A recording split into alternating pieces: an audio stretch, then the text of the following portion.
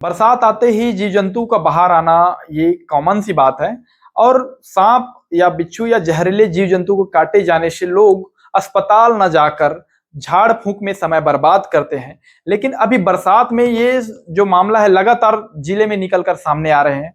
अब उसी मामले में हम आज स्वास्थ्य अधिकारी कवर्धा के डॉक्टर डी.आर. तुर्रे साहब जी के साथ हम अभी मौजूद हैं, उनसे बात करेंगे, जानेंगे लोगों को बरसात में अगर ऐसे कंडीशन आ गया या फिर कहीं सर्पदंश हो गए, सर्पदंश हो जाने से या बिच्छू जहरीले कोई भी जीव जंतु काटे जाने से क्या कुछ उपाय करना चाहिए। स्वास्थ्य अधिकारी हमारे साथ मौजूद है।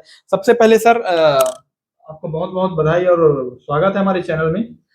लोग लगातार बरसात में सर्पदंश जैसे मामला निकल कर सामने आ रहे हैं, तो ऐसे समय में लोगों को क्या कुछ अपनाना चाहिए और क्या कदम उठाना चाहिए। जी, आपका नमस्कार। और मैं सभी आम जनता से अपील करता हूँ कि जैसा कि आप सभी को पता है कि प्रतिवर्ष जो है पूरे भारतवर्ष में और हमारे प्रदेश और हमारे जिले में भी जो है जून माह से लेकर के सितंबर माह तक का जो है वो बारिश का सीजन माना जाता है। और इस बरसात के सीजन में जो है वो हम महामारी के तौर पे इसको देखते हैं और इसमें कई प्रकार की बीमारियों का प्रकोप भी रहता है, कई घटनाएं भी होती हैं, दुर्घटनाएं भी होती हैं।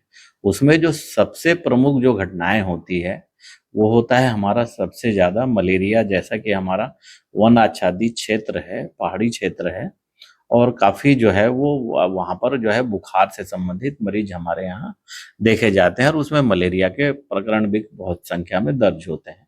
तो इन सब की हम लोग जो है वो लगातार मॉनिटरिंग और व्यवस्था करते हैं और सक्रिय सर्विलेंस के द्वारा घर घर जा करके इस पे जो है हम लगाम लगाते हैं। और पिछले वर्ष हमने लगभग जो है इसमें हमारे जिले में जो है वो 10% की जो गिरावट आई है मलेरिया के रोकथाम में, ये भी एक बहुत बड़ी जो है हमारे जिले के लिए उपलब्धि है। दूसरा जो हमारा सबसे ज़्यादा जो विशेष जो रहता है, हमारा उद्देश्य रहता है कि आम जनता इस चीज़ को जाने कि इस समय में टट्टी उल्टी दस्त और जो सांप या बिच्छू के काटने या अन्य जहरीले जंतुओं के काटने की जो है वो वारदात या जो मरीजों की संख्या है वो उसमें लगातार बढ़ोतरी होती है। और इन 4 माहों को देखते हुए हम लोग जो है वो इन 4 माह के लिए सभी प्रकार की औषधियों की जो है वो स्टॉक या भंडारण हम लोग अपने नज़दीकी प्राथमिक स्वास्थ्य केंद्र में उपलब्ध रखते हैं। मैं हमेशा यह अपील करना चाहूँगा आम जनता से और यह कहना चाहूँगा कि कृपया कोई भी अगर जीव जंतु काटता है, आप अगर जंगल में जाते हैं, आजीविका के लिए जाते हैं, खेतों में जाते हैं, अपने दैनिक कार्यों के लिए अपने घर से बाहर जाते हैं और अगर ऐसी कोई भी घटना होती है तो कृपया आप नज़दीकी स्वास्थ्य केंद्र में जा कर के इसका उपचार करा लें और उसके बाद आप अपने कार्य पे जाएं। हम आपको नहीं रोकेंगे, लेकिन कम से कम उपचार प्राप्त कर लें। उसके अलावा आपको जो भी अपने अन्य कार्य भी, जो भी सामाजिक कार्य करना है वो भी आप कर सकते हैं। तो मेरा आपके माध्यम से यह अपील है आप सभी से कि कृपया सांप काटे, बिच्छू काटे, बिल्ली काटे, कुत्ता काटे, बंदर काटे या चूहा काटे, छिपकली काटे, ये सारे मरीज हमारे पास आते हैं। आए दिन हम लोग उन मरीजों का उपचार करते हैं और वो स्वास्थ्य लाभ लेकर के अपने घर को जाते हैं। जिले में क्या अभी सभी सामुदायिक स्वास्थ्य केंद्रों में एंटी स्नेक वेनम अभी उपलब्ध है क्या। जी, मैं आपको बताना चाहूँगा कि हमारे ज़िले में 24 ऐसी हमारी प्राथमिक स्वास्थ्य संस्थाएँ हैं, प्राथमिक स्वास्थ्य केंद्र हैं और 8 हमारे सामुदायिक स्वास्थ्य केंद्र हैं।